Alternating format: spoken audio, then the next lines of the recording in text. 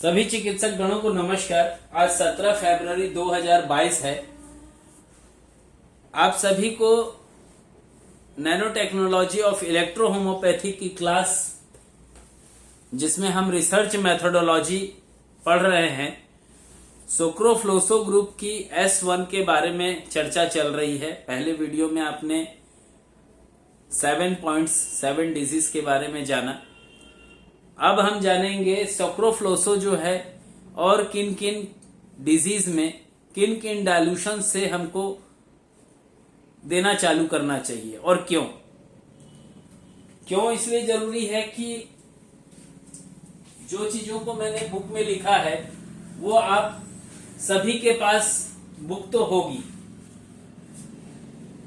तो S1 में diabetes जब हो किसी व्यक्ति को और हमें S1 देने की आवश्यकता पड़ रही है, तो किन अवस्था में D6 देना चाहिए और किन अवस्था में D9 देना चाहिए। सबसे पहले मैं D6 की बात करूंगा, क्योंकि D6 को हम तब दें जब लगता है कि शुगर जो हुआ है, ब्लड शुगर जो हुआ है वो 170 रैंडम और पीपी में दिखाई दे रहा हो 250 के आसपास।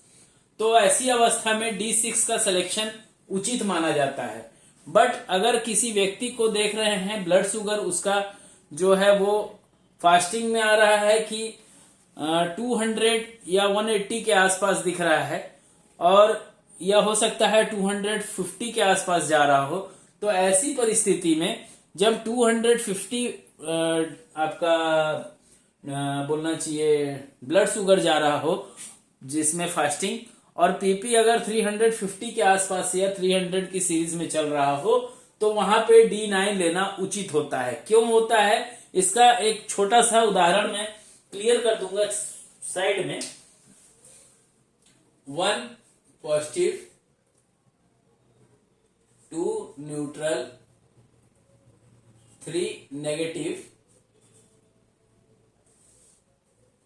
4 positive, 5 neutral, 6 negative, 7 positive, 8 neutral, 9 negative और अंत में 10 न्यूट्रल। ये एक चार्ट है। ये चार्ट तो और किसी का नहीं है, चार्ट मेरा ही है। अब आदमी कट कॉपी पेस्ट का जमाना कर दिया है तो कुछ नहीं कह सकता हूं, बट ये सेटअप मैंने इलेक्ट्रो होम्योपैथी महाग्रंथ पार्ट 1 जब लिया था तभी लिखा था।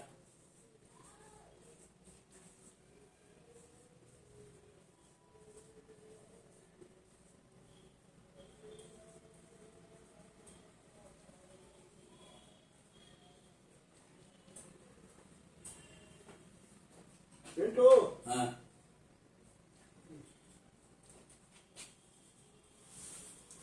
आप लोग इस चार्ट को देखिएगा। इस चार्ट के ऊपर एक्यूट डिजीज जब लिखा है, एक्यूट कंडीशन का कोई ऐसा केस जिसमें आपको मेडिसिन देने की आवश्यकता पड़ रही है, तो ऐसी अवस्था में पॉजिटिव में S1 के पॉजिटिव में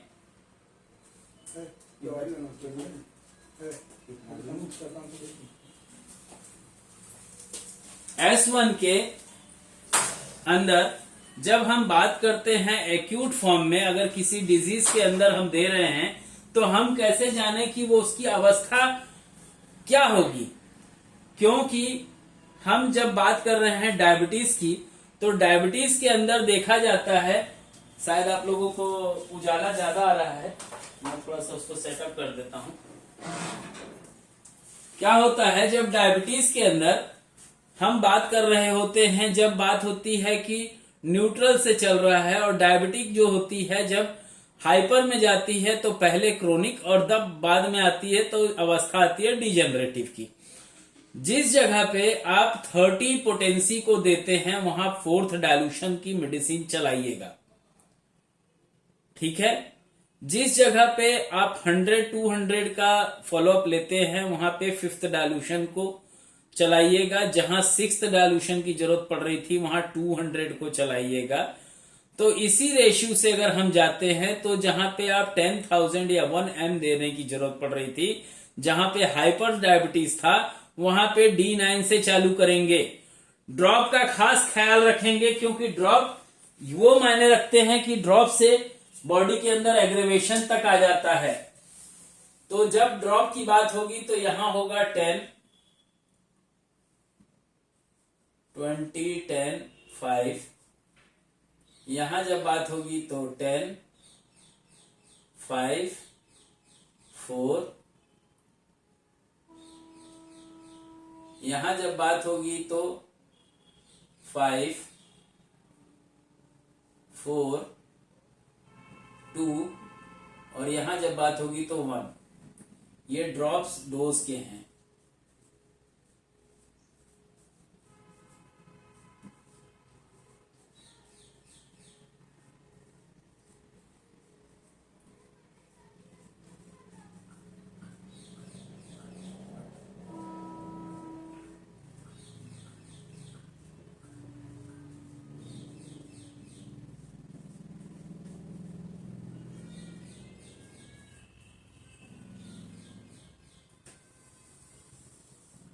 ये डोज का चार्ट है।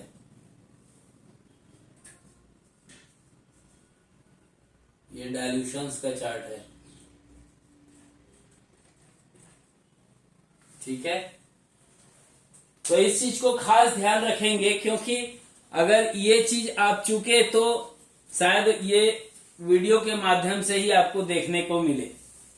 तो जहां हम बात कर रहे थे, इस चार्ट के ऊपर ध्यान दीजिएगा। जहां हम बात कर रहे थे कि क्रोनिक डायबिटीज था, तो वहां हमने दिया D6। तो आप बताइए कि अगर डीजेनरेटिव होगा, जिसमें महा हाइपर हो रहा होगा, वहां क्या देंगे? 9। और इसका 9 का डोज क्या होगा? 2 ड्रॉप। आप लोग देख रहे होंगे कैंसर के वीडियो में, आपने देखा होगा कि कैंसर के अंदर डोज जब जा रहा है तो 2 ड्रॉप जा रहा है। दैट मीन्स 9th डाइल्यूशन है वो। ठीक है, अब जब बात कर रहे हैं हम, ये तो हुआ डायबिटीज का। अब हम बात कर रहे हैं इम्पोर्टेंसी की। तो जब इम्पोर्टेंसी की बात होती है तो इम्पोर्टेंसी में होता क्या है? पावर जो होता है बॉडी का, इम्पोर्टेंसी क्या होता है? माइनस हो गया, पूरा माइनस हो गया। ये माइनस, 2 माइनस, 3 माइनस, 1 माइनस और ये प्लस माना जाता है। यही कारण है कि पुराने जमाने के जब D1, D2, D3 कहा जाता था, तो वहां पे लिखा जाता था पॉजिटिव। क्रोनिक डिजीज जब गिनते थे तो वहां से गिनते थे सारे लोगों को नेगेटिव। बट ये सिस्टम जो है इलेक्ट्रोहोमोपैथी के अंदर डायल्यूट रुग है।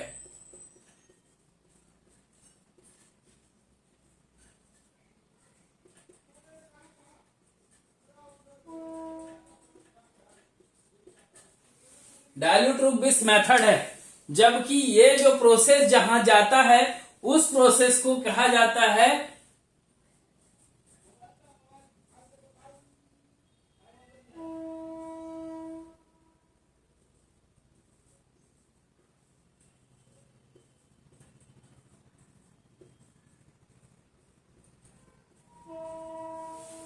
जब हम बात पुराने जमाने की करते हैं तो वहां पे पोटेंसाइज रुग बिस मेथड का यूज होता था। वो कॉन्सेंट्रेटिक होता था, मदर टिंचर वाला पार्ट होता था। बट आज डायल्यूशंस हो चुके हैं वाटर के सॉल्यूबल में। तो जब वाटर को हम स्ट्रोक करके उसकी पोटेंसी नहीं चेंज कर सकते, उसका पीएच वैल्यू नहीं चेंज कर सकते, उसके एटम्स को चार्ज नहीं कर सकते, तो हम ठोक क्या रहे हैं? तो आज मैंने इसको डायल्यूट रुग किया, और डायल्यूट रुग बिस मेथड में इस तरीके से अगर आप प्रैक्टिस करते हैं तो आपको यह भी मालूम होगा कि किस डायल्यूशन में कौन सी मेडिसिन को कितना मात्रा में लेना चाहिए। अगर D1 हो रहा होगा तो 20 ड्रॉप, D2 हो रहा होगा तो 10 ड्रॉप, D3 हो रहा होगा तो 5 ड्रॉप। ये एक्यूट की कंडीशन में आएगा। क्रोनिक की कंडीशन में जब आ रहा होगा तो 4th dilution that means 10 drop, 5th dilution means 5 drop और 6th डायल्यूशन मीन्स आप 4 ड्रॉप ले सकते हैं। लेकिन जब 7th डायल्यूशन में बात हो रही होगी तो 7 डायल्यूशन डीजनरेटिव स्टेज का 7 डायल्यूशन पॉजिटिव के लिए, 8th डायल्यूशन न्यूट्रल के लिए, 9th डायल्यूशन नेगेटिव के लिए। तो 7th डायल्यूशन का हम जब डोज लेंगे तो 5 ड्रॉप लेंगे, 8th डायल्यूशन का जब हम ड्रॉप लेंगे तो 4 ड्रॉप मैक्सिमम लेंगे, 9th डायल्यूशन का अगर हम मैक्सिमम ड्रॉप ले रहे हैं तो 2 ड्रॉप लेना चाहिए। और जब हम 10th डायल्यूशन की बात करें तो 1 ड्रॉप डायरेक्ट टू टंग देना चाहिए। ये अवस्थाएं होती हैं। तो जब बात हम कर रहे हैं इम्पोटेंसी की जो कंडीशन होती है वो ये होती है, ये वाली 10 वाली। तो जब 10 वाली कंडीशन होगी तो वहां मेडिसिन क्या जाएगा, इसका जस्ट ऑपोजिट होना चाहिए। जब ट्रिपल नेगेटिव हो गया दैट मीन्स क्या हुआ, जो डिजीज थी वो ड्रॉप हो गई। अब जब इसको क्योर करना होगा तो आपको कहां जाना पड़ेगा, यहां से आपको यहां जाना पड़ेगा, एक्यूट में लाना होगा, इसको तेज करना होगा। तेज नहीं करेंगे तो ये काम करना बंद कर देगा। उस अवस्था में आपको इस मेडिसिन को D2 में देना होगा और जो डोज होगा वो 10 ड्रॉप से स्टार्ट होगा। ये ड्रॉप जो लिखे हुए हैं ये स्टार्टअप है, धीरे धीरे इसके डोज या तो बढ़ते जाते हैं या तो डोज को घटाना पड़ता है।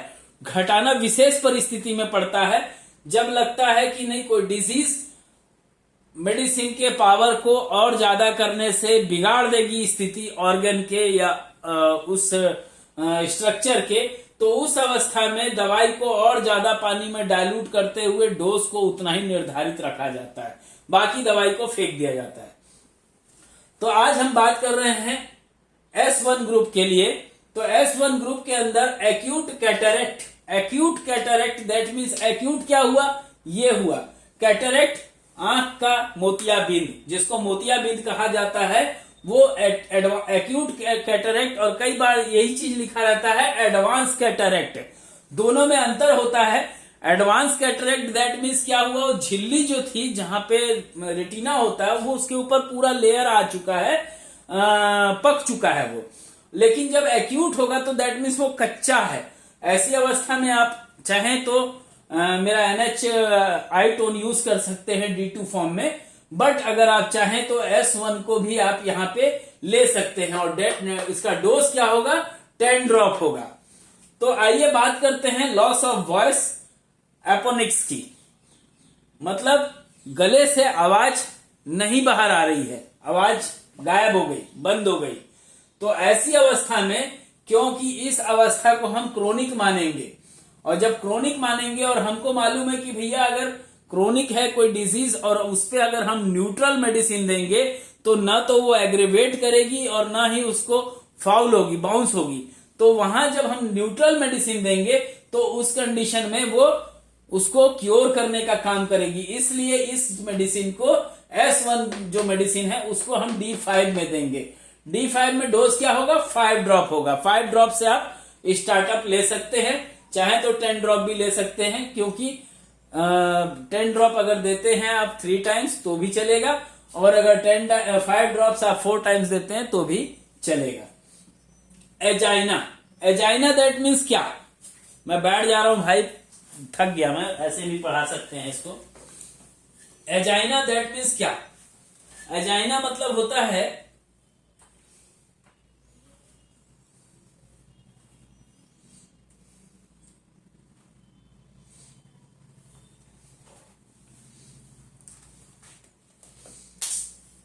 एजाइना मीन्स होता है हार्ट में पेन होना, दर्द होना, वेदना। तो ऐसी अवस्था में जब लगे कि हार्ट के अंदर पेन आ रहा है, तो हार्ट के अंदर की कोई डिजीज अगर हो रही है, मतलब अगर मसल्स वीक हैं और उसमें हम एज ए टॉनिक जा रहे होंगे तो वहां पे हमको 2 देना पड़ेगा। लेकिन अगर हम बात कर रहे हैं एजाइना, तो मतलब क्या हुआ कि उस जगह पे टिस आ रहा है, पेन आ रहा है, तो ऐसी अवस्था में हमको D5 मेडिसिन का सिलेक्शन करना चाहिए। D5 का सिलेक्शन S1 ग्रुप की जो मेडिसिन होती है उसके D5 का सिलेक्शन करना चाहिए। आप लोगों को मालूम होगा कि कई बार ऐसी अवस्था आती है कि किडनी के डिजीज का ट्रीटमेंट होते रहता है या लीवर के डिजीज का ट्रीटमेंट होते रहता है, और उस कंडीशन में पेशेंट को एसाइटिस और ड्रॉप्सी और प्लूरल इन्फ्यूजन आपको जनरेट दिखाई देता है। लंग्स में भी ऐसा देखा गया है। तो ऐसी अवस्था में जहां दिखता है कि फेफड़े में अगर पानी भरा हुआ है तो उसको प्लूरेसी कहते हैं। अगर वो फेफड़े का पानी अगर ज्यादा पुराना हो जाएगा तो ड्रॉपसी कहलाता है, और वही अगर और ज्यादा पुराना हो जाता है तो एसाइटिस कहलाता है। एसाइटिस ड्यू टू अगर लीवर हो रहा होगा तो S1 के साथ S5, दैट मीन्स S5 देने की जरूरत पड़ रही है अगर वहां पे, और उसमें अगर F1 भी डालने की जरूरत पड़ रही हो या S5 S1 को डालने की जरूरत पड़ रही हो तो वहां S10 बेहतर विकल्प होता है।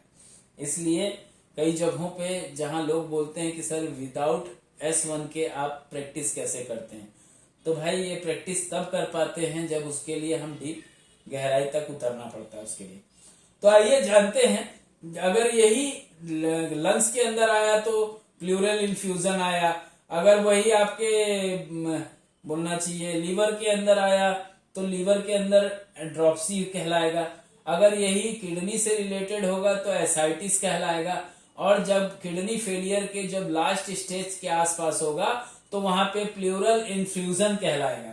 ये एक ही डिजीज है। डिजीज की जब कंडीशंस बदलती है तो वहां पे डायल्यूशंस के कंडीशंस भी बदल जाती है। तो आइए जानते हैं इसके आगे का। एप्लीटाइट मतलब क्या? भोजन करने की व्यक्ति में इच्छा का ना होना। आप लोग जानते होंगे कि हम लोग इनडाइजेशन के केस में या किसी भी केस में जब हम मेडिसिन को देते हैं तो हमारे जो सीनियर होते थे पुराने, वो कहते थे कि S1 खाने के पहले और S10 खाने के बाद देने से इनडाइजेशन की प्रॉब्लम दूर हो जाती है। तो बिल्कुल S1 का मेडिसिन लेना चाहिए, और जब क्योंकि कमी आ गई है दैट मीन्स वो क्रोनिक हो चुका है तो वहां पे 5th डायल्यूशन से मेडिसिन को इनटेक करवाना चाहिए। 5th डायल्यूशन से 5 ड्रॉप या 10 ड्रॉप का सिलेक्शन करें, और वहां से जब मेडिसिन को आप 4 टाइम्स आधा कप गर्म पानी में डाल करके पिलाएंगे, आप चाहें तो इसमें A2, F2, S5, C5, WE का कॉम्प्रेस एक लीवर पे लगवा सकते हैं। विद इन 7 डेज के अंदर कागज ना खा जाए तो पेशेंट जो बोले। दूसरी चीज, एक कंडीशन होती है ये वाली एपोप्लेसी। एपोप्लेसी मतलब व्यक्ति जो होता है वो सकते में आ जाता है, अचानक झटका महसूस होता है, अरे ये क्या हो गया। तो ऐसी अवस्था में जब शॉक लगता है तो ऐसी अवस्था के शॉक में D2 का उपयोग करना उचित माना जाता है। मेरे साथ हो चुका है, मैंने 2-3 केस को न्यूट्रल किया इससे। एनीमिया, खून की कमी या रक्त अलापता, मतलब खून या तो HB कम है या तो बहुत कम है, और ऐसी अवस्था अगर किसी व्यक्ति में आ रही है तो S1 को अगर हम सेकेंड डायल्यूशन में देते हैं 10 ड्रॉप, तो ऐसी अवस्था में देखा गया है कि पेशेंट विद इन बोलना चाहिए 1 से 1.5 महीने के अंदर उस व्यक्ति का ब्लड जो कम हुआ होता है वो न्यूट्रल हो जाता है। अर्थराइटिस में लोगों को बहुत सारा भ्रम होता है, तो मैं यहाँ क्लियर करना चाहूंगा, उस भ्रम को थोड़ा सा दूर करूंगा। जहां आप S1 का यूज अर्थराइटिस के अंदर करते हैं तो मेल अगर होगा तो वहां D6 का डोज होगा, लेकिन अगर वो फीमेल होगी तो वहां पे D8 या D9 का सिलेक्शन करना उचित होता है। अगर इसी का आप एक्सटर्नल एप्लीकेशन में जा रहे होंगे घुटना वगैरह से रिलेटेड या इस टाइप के, तो वहां पे एक लिक्विड रेमेडी को भी सेलेक्ट करना पड़ता है, क्योंकि उससे उसके ठीक होने का जो रेशियो होता है वो बढ़ जाता है। अब बात करेंगे हम अस्थमा का। 18 नंबर पे है, मैंने नंबरिंग नहीं डाली, कुछ काम बीच बीच में कोई फोन कर देता है तो प्रॉब्लम हो जाती है। तो 19, 20, 21, 22, 23, 24, 25, 26, 27, 28, 70 से ज्यादा बताऊंगा S1 का उपयोग। सिंगल मेडिसिन पे चर्चा चल रही है, बाद में इसको कंपाइल करने का भी मेथड सेटअप करके आप लोगों को बताऊंगा, बट पहले 38 मेडिसिन को समाप्त करेंगे उसके बाद। अस्थमा क्यों होता है?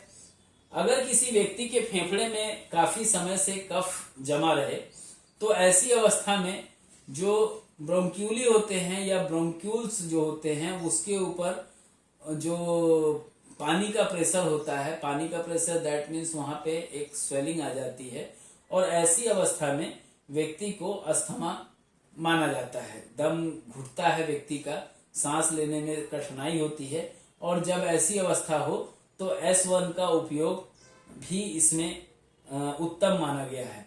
ऐसी अवस्था में S1 का उपयोग D5 में देने से राहत होती है। साथ में अगर इसमें आप चाहे तो P1 या लग रहा है कि नहीं वहां से मुझे कफ झड़ाना है तो P2 या G इसके साथ कॉम्बिनेशन के तौर पे आप दे सकते हैं। पैरालिसिस ऑफ ब्लैडर, कभी कभी देखा जाता है कि मूत्राशय जो होता है उसके अंदर लकवा आ जाता है। ये कब होता है? जब किसी व्यक्ति के लंबर का जो स्पाइन के पास जो कार्नियल नर्व होती है उसमें किसी प्रकार का ब्लॉकेज आ जाए। अब ऐसी अवस्था में आप अगर S1 को VEN1 के साथ में, S1 को WE के साथ में, S1 को आप G के साथ में देते हैं तो इससे लाभ की जो आशाएं होती हैं वो बढ़ जाती हैं। बॉयल्स, फोड़ा, फोड़ा तो ऐसा है कि फोड़ा तो फोड़ा और नहीं फोड़ा तो वूंड। तो वूंड या फोड़ा जब हम बात कर रहे हो तो ऐसी अवस्था, क्योंकि वूंड जो होता है वो कब सूर से नासूर बन जाए पता नहीं चलता है, इसलिए ऐसी अवस्था में D9 का उपयोग उचित माना जाता है और डोज 2 ड्रॉप या 5 ड्रॉप भी रखेंगे तो चलता है। लेकिन एक बात का ध्यान रखिएगा कि कैंसरस वुंड हो तो वहां 5 ड्रॉप देने की गलती मत कीजिएगा, कभी कभी इसके घातक परिणाम मिलते हैं पेशेंट में। सिफिल्स, सुजाक, अगर किसी व्यक्ति को सुजाक हो रहा है तो सुजाक की जो श्रेणी चालू होती है वो क्रोनिक डिजीज से होती है, इसलिए उसे D5 की श्रेणी से सेलेक्ट करना चाहिए। कैरेज ऑफ बोन्स और बोन्स ट्यूबरकुलोसिस, कहने का मतलब है अगर किसी को लिखा रिपोर्ट में आती कैरेज ऑफ बोन्स तो भी ट्यूबरकुलोसिस है हड्डी का, और अगर बोन ट्यूबरकुलोसिस लिख दिया, बोन टीबी लिख दिया तब तो कहना ही नहीं। तो ऐसी अवस्था में जब लगे कि हाँ बोन हड्डी जो होता है, क्योंकि हड्डी की टीबी क्या होती है, हड्डी का कैंसर क्या होता है, मैंने उसके ऊपर वीडियो बनाया है, आप चाहे तो वहां देख करके वहां से सेलेक्टिंग कर सकते हैं कि हाँ मैंने जो बताया अभी जो क्लास में बता रहा हूँ वो कितना सुटेबल और कितना परफेक्ट है। तो आइए इसके आगे हम बात करते हैं ब्रेन डिजीज जो ब्रेन में हो रहे हो, वहां अगर हम मेडिसिन का दे रहे हैं किसी भी कॉम्बिनेशन को तो वहां पे S1 का उपयोग बहुत उत्तम माना जाता है। सिजोफ्रीनिया के अंदर S1 का उपयोग बहुत देखा गया है। मेंटल डिसऑर्डर के बहुत सारे केसेस के अंदर S1 का उपयोग देखा जाता है, लेकिन जहां S1 आप लग रहा है कि नहीं